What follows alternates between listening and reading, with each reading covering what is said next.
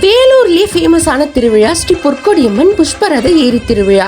இன்னைக்கு ஊர் பொதுமக்கள் அனைவருமே சேர்ந்து அம்மனுக்கு 208 பாலாபிஷேகம், 108 இளநீர் அபிஷேகம், 108 பன்னீர் அபிஷேகம் செஞ்சாங்க. இந்த அபிஷேகத்துல நானும் போய் கலந்திருந்தேன்.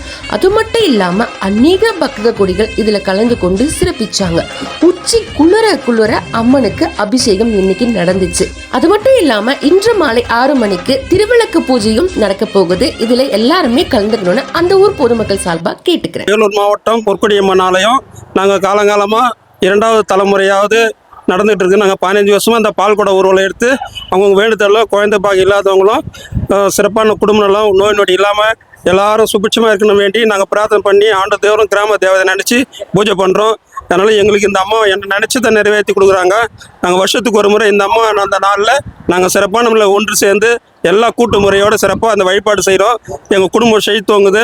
இந்த அம்மா மழையை மும்மாறி போயிருந்து எல்லா விவசாயம் செழிக்கவும் அருள் புரியுறாங்க. இந்த அம்மாவுடைய அருளால் நாங்கள் மேலே மேலே சிறத்தோங்கி நல்லா சிறப்பாக வழிபாடு செய்கிறோம்.